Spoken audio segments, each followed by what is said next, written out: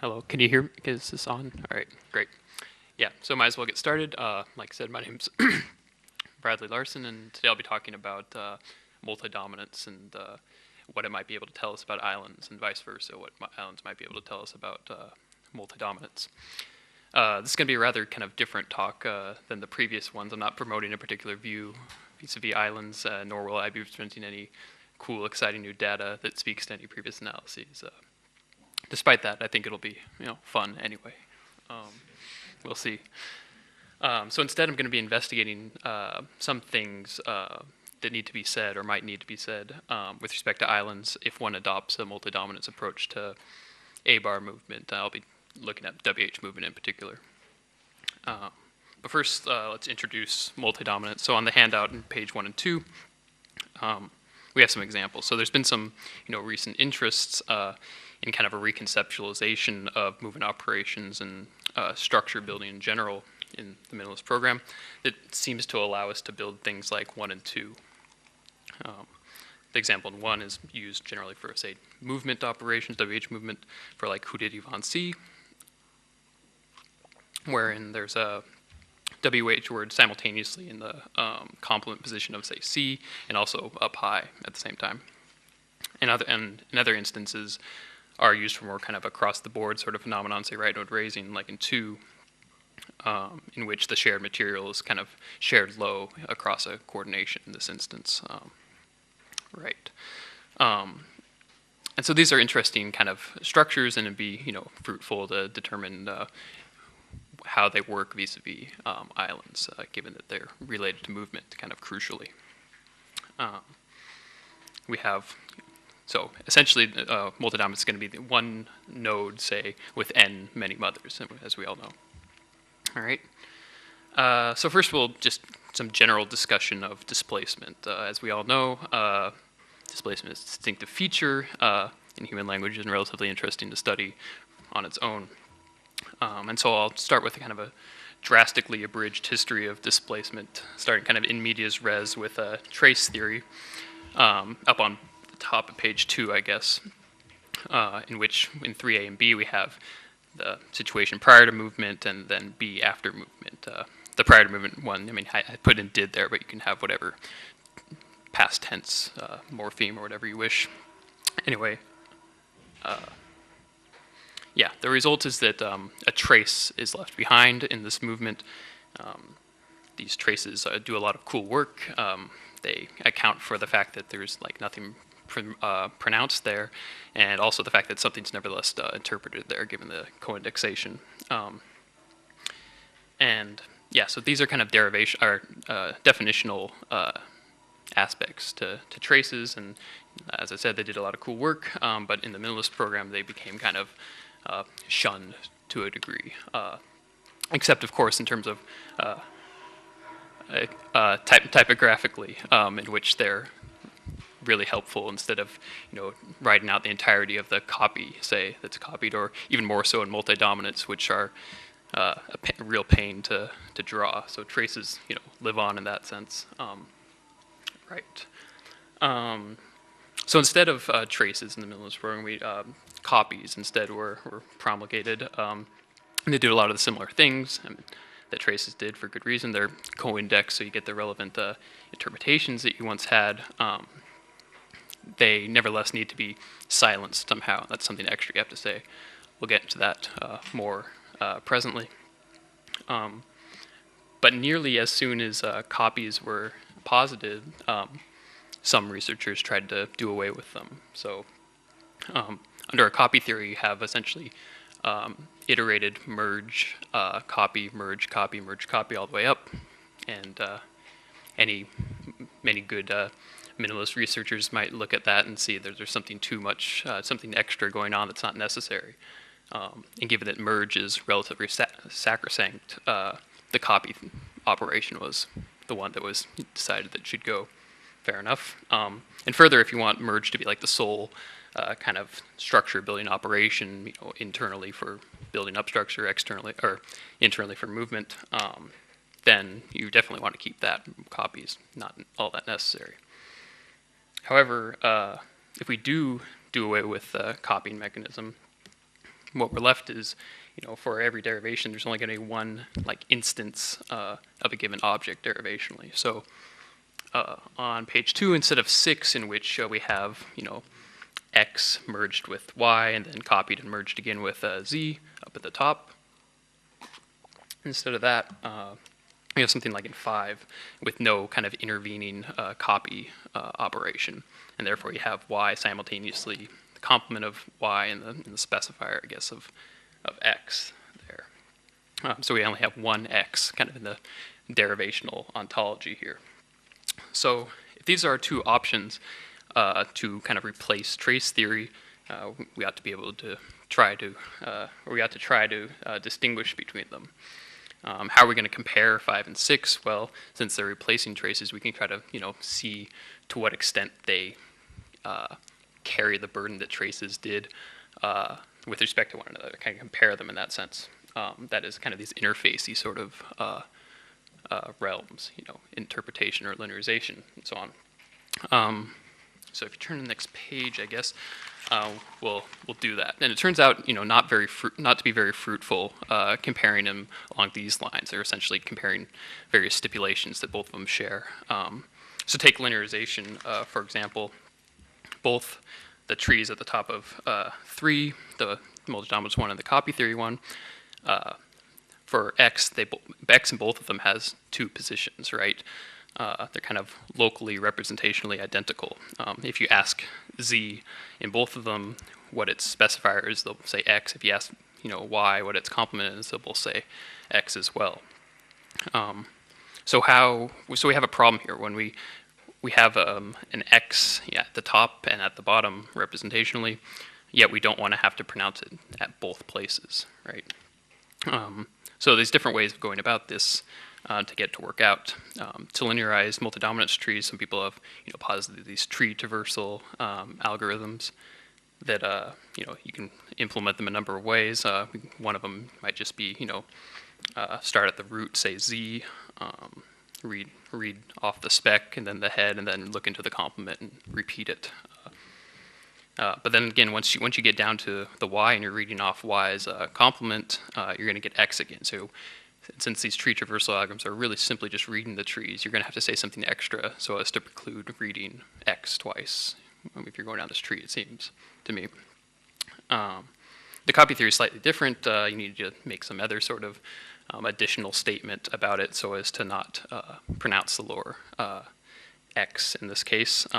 So we have Nunez's way of doing it, in which the copy with the fewest checked features is the one that survives to pronunciation. The other one's not. And that's something additional that needs to be said about this one as well. Now, to me, this doesn't seem to be a fertile ground for any sort of principal comparison between the two. I mean, at least it's not obvious to me.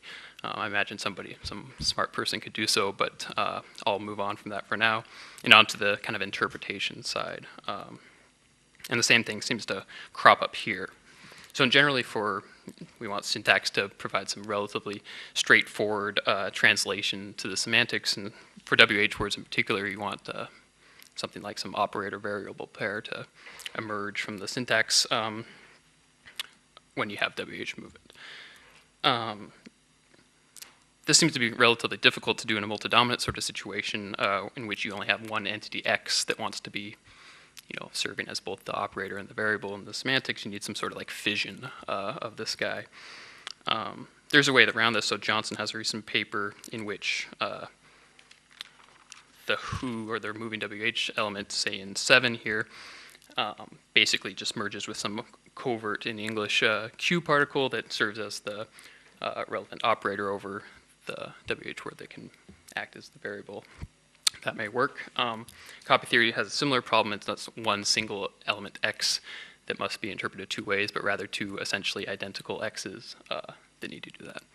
And there are ways around that as well. So there's whatever the trace conversion sort of analysis of Fox, or even further, Johnson's approach for multidominance could easily be translated to the copy theory.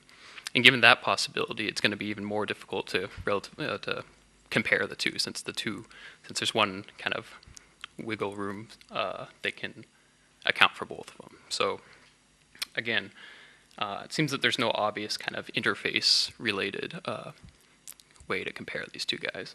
At least that's how it seems to me. So we need to do something kind of more narrowly syntactic to distinguish between the two. And that's where islands come in at long last. So let's take a look at that in just a second.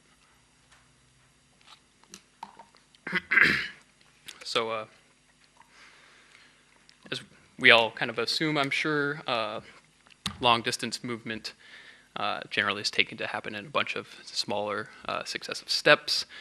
There's a bunch of empirical evidence that supports this, and most contemporary generative theories work hard to build this in to their theories. So that's what we want to happen. How does this work amongst these two possibilities? Well, in the copy theory, we're going to have something like a 9 here on page 4, in which each successive movement happens from, say, the most recent instance of that x. So in 9, the movement from the speck of yp to the speck of wp happens entirely independently of the x that's anywhere lower down the tree, say the complement of what should be z in 9. Right, and that works relatively fine. It has worked, for as long as we've had it.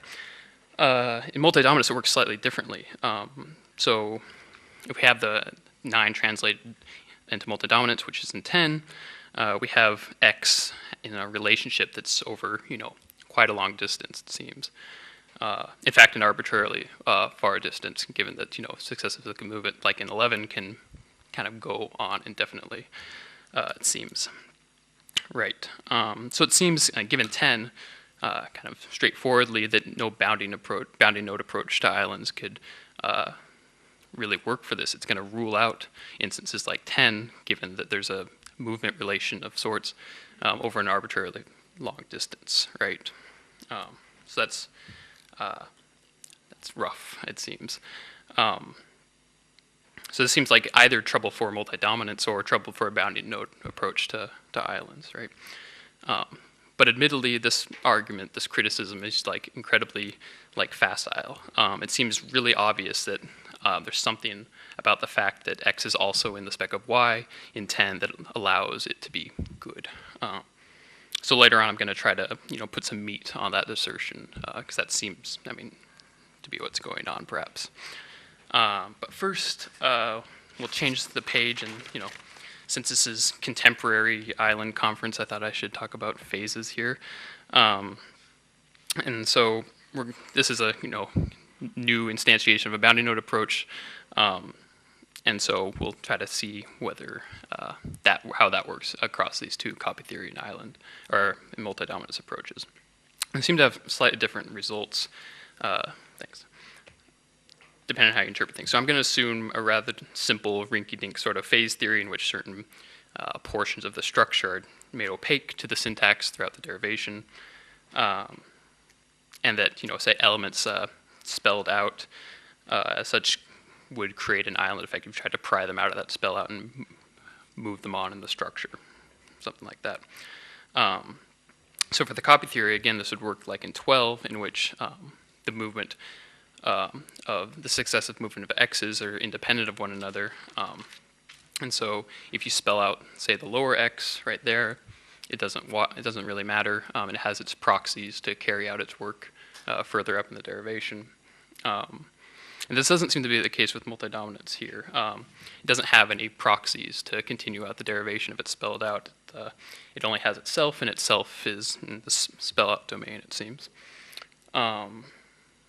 Right. So there seems to be two options, I guess, for 13. Either x is spelled out or x is not spelled out. At least that's how it seems to me. I'm not a good enough metaphysician to conceptualize it of being both spelled out and not spelled out at the same time, though you can convince me maybe. If it is indeed spelled out, which seems to be the more likely case to me, then it seems to say that essentially no movement from a spell-out domain is at all possible if you're going to be, essentially still there under a multi-dominance account. There are essentially no escape hatches in this one, which is something we don't really want, it seems. Further, if it is actually somehow not spelled out despite being in the spell domain, like say by dint of actually also being outside of it. It seems to be the case that any sort of phase and penetrability condition approach to islands would need to say something extra.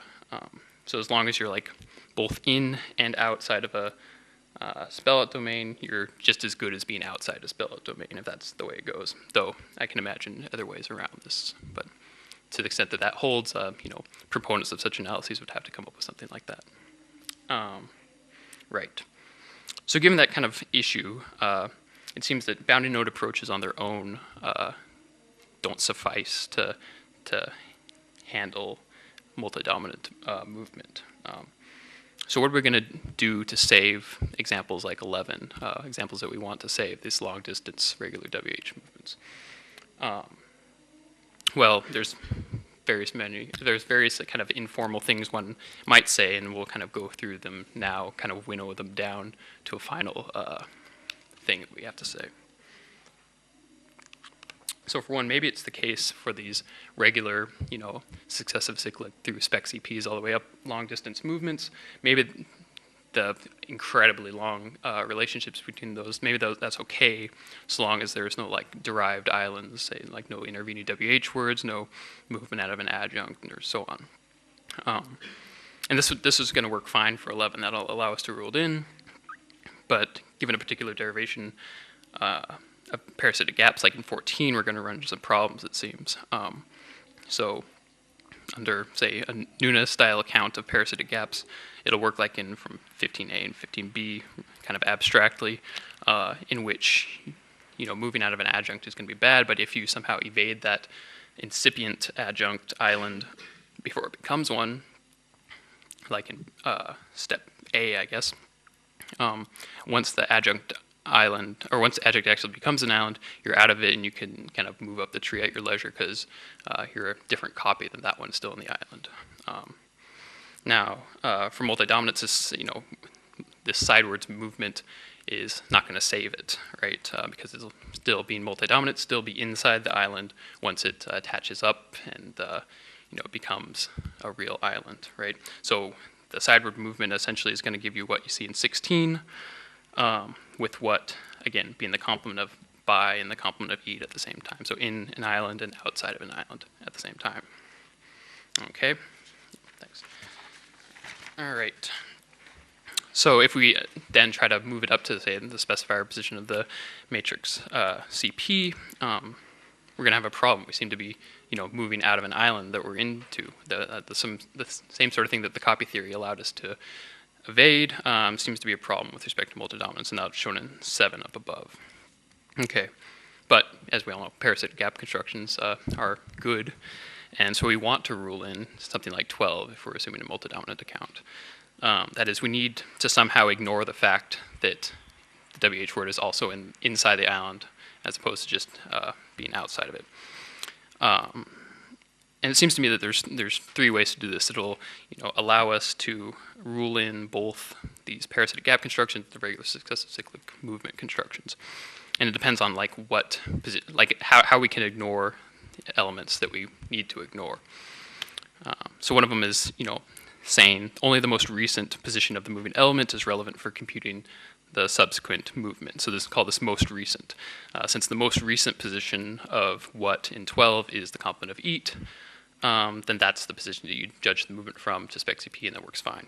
You can also say, oh no, it's in fact the closest position of the movement element to the target of the movement that's relevant for computing the subsequent movement. Again, that's going to be the complement of eat in 12. And then finally, there's another option that seems possible, that only the position from which movement would not violate any movement strictures is the relevant one for computing this. Again, that's going to be the complement of eat. And so we're going to winnow these down a little bit to see what we have to say. So freezing effects, kind of surprising given what we heard yesterday, and despite what Chomsky says, they still exist in English. That is, 20 is atrocious. Who was a book about red. And if we assume some sort of derivation by which a book about, say, who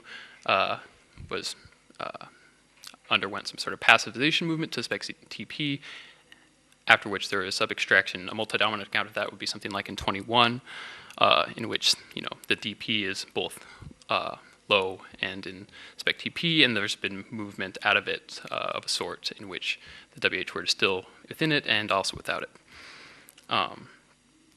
Note, however, that examples like 22 are still good. So who does one read books about? That's fine. So movement from kind of embedded or lower, embedded within a DP that's down like in a complement position, that's fine. And that exists as one of the positions that the WH word equals, or what equals one of the positions that the WH word is in 21, yet 21 is still bad. So that is, the whatever works approach doesn't seem to work. There is a position from which the WH movement could move that would be good, yet the sentence is still bad, so that doesn't seem like a viable option, so we'll cross that one out. Moving on, we have subject parasitic gaps, like 25. So which motion did even supporters of suggest amendments to? Under a multi-dominant approach, it would look like something in 26, in which the movement stems both from the complement of the preposition kind of down embedded on the spine of the tree, and also the complement of the preposition in the complex specifier, or in the complex specifier. So it's moving out of there. The sentence is good, yet we don't want to have this movement from this complex specifier. It seems in English, right? That is, without that the matrix prepositional phrase, the sentence would be bad. So 24, which motion did even supporters of leave is bad. So movement out of the complex specifier is something we don't want to be able to do. Yet 25 is good. And so it seems that we're only caring about the lower position of the X. That is, the one that's actually closer to the target, the one in the specifier, the complex specifiers, what creates the bad movement, yet the sentence is good. So our closest occurrence sort of account doesn't seem to work in this respect either. So, right. It seems that multi-dominant approaches with respect to these islands can work so long as we determine whether the movement's okay from the most recent position that the multi-dominated element was in. That is, it seems we need to be able to target the position of the element to the exclusion of that element.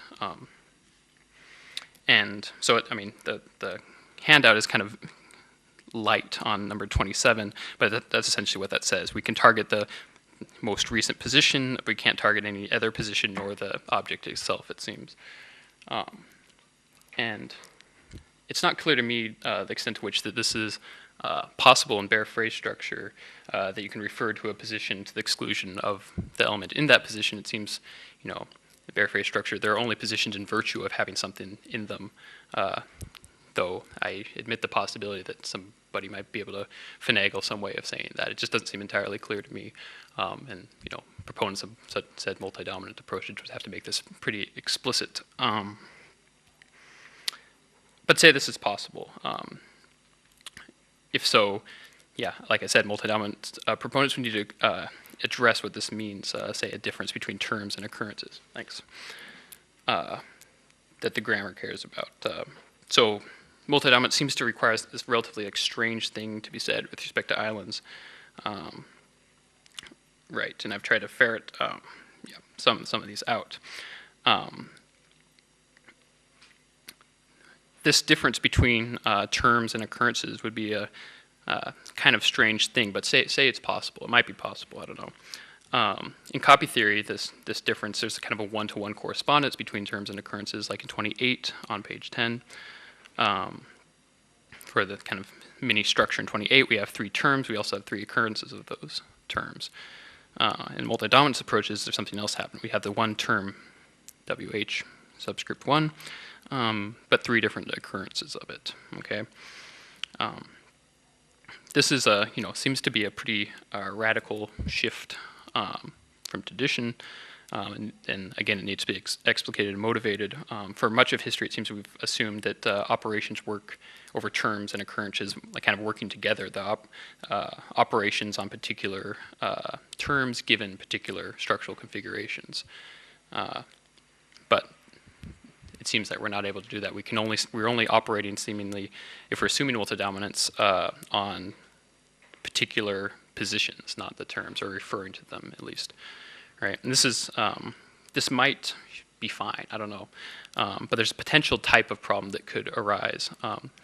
So given the nature of the thing, any kind of multi-dominant featural or element moving throughout the structure, whatever features it accrues, it's going to have ripple effects downward since it's only the single thing. So on, say, 30, say we had this WH feature that's missing feature F, and it's in these two positions. Say if it remerges into a third position whereby it captures its F, then every single other position, every single other occurrence of it is going to have that plus F, it seems.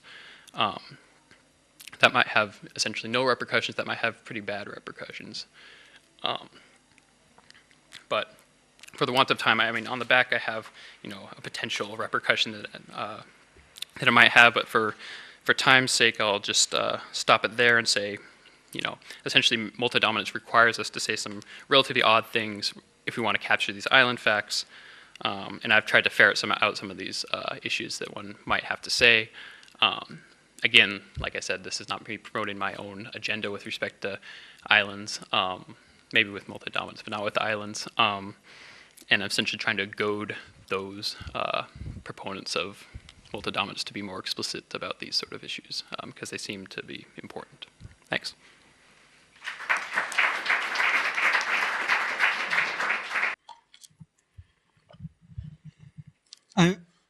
I'm a bit puzzled.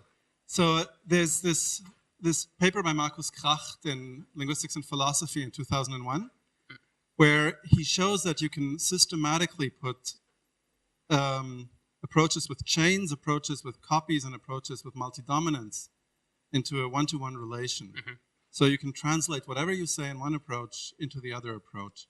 And I'm trying to figure out why you think that doesn't apply to what you say. So take, for example, the issue of phases. Right, so in 13 you say, well, so there's a spell-out domain, and X is contained in that spell-out domain, and so therefore we expect X to be caught there and be spelled out, and then you can't really say for 13, yeah. 13, yeah. Yeah, well, I mean, I wanted to make clear that I wasn't taking any stance on whether it's spelled out or not. I don't know. But I mean, that's just not obvious. That's really pulling a fast one because all these guys like Kracht and Gärtner, they've said, well, once you have multi-dominance, every notion that we have in syntax, like containment, dominance, secament, they split. There's total containment and there's partial containment. There's, having an item can every path from an item to the root can go through a particular node or not. Mm-hmm. And that's the crucial distinction here. And so all you need to say is, well, what you spell out is what's totally contained in the phase, and the rest is not spelled out. And then you get your bounding nodes and your normal theory of movement through escape hatches. And I think these same splits that multi-dominance automatically gives you, and people have been extremely explicit about that, they basically contain the answer to all these charges. So that's in defense of those guys not being explicit. Mm-hmm. I think Gärtner and Kracht are amongst the most explicit people in the field. Mm-hmm.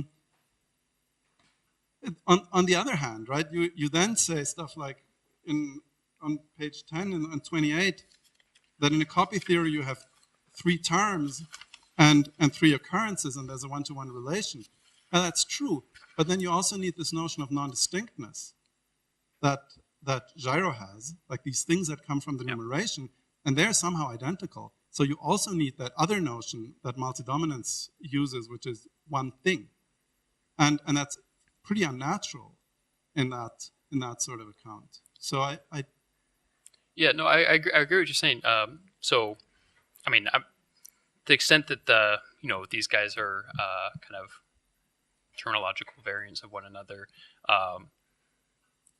there may be, real problems for the copy theory of movement as well with respect to these things. But to the extent that they're captured in this Crocked paper, I don't think they're adopted by most multi-dominant aficionados generally, though, with respect to these guys, and so it's unfortunate. So essentially, if they're more explicit about it, then I'm on their side. I just wish more people were. Then, yeah, because these are the naive questions that arise with respect to that, and say these guys have addressed them, then I'd like to be on their side. Goading more people into being more explicit about what they're doing with respect to these. Cedric.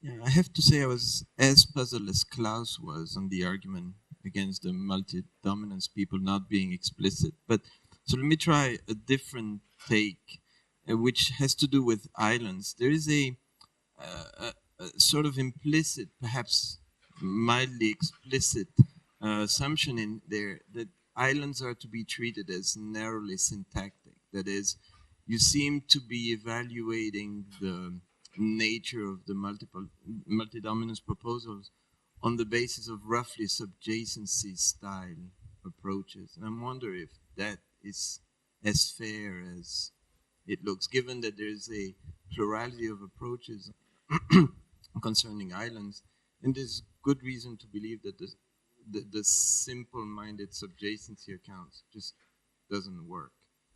Repair phenomena suggests that. And so if we know that the subjacency account as such isn't quite the right approach, why would we use that to then criticize multi-dominance proposals? Yeah, so for first hand sort of approach is that given the fact that they're essentially indistinguishable kind of at the interface side, this is just one possible way of doing that. To the extent that they're not narrowly syntactic, there's kind of representational constraints still have to look at these derived structures, right? And so, sure, it might not be narrowly syntactic, but there still needs to be reference to, say, positions as opposed to terms at whatever representational level you want. And so, to the extent that the same issues may arise derivationally, they may be so representationally as well. Yeah, I'm not so sure, given that, well, it depends on what you take the nature of the of how the syntax interfaces with the external components that evaluate those representations. You may not receive full representations. Yeah, that's a very real possibility, but I mean, that would need to be actually stated, yeah. Yeah. Yeah. Howard?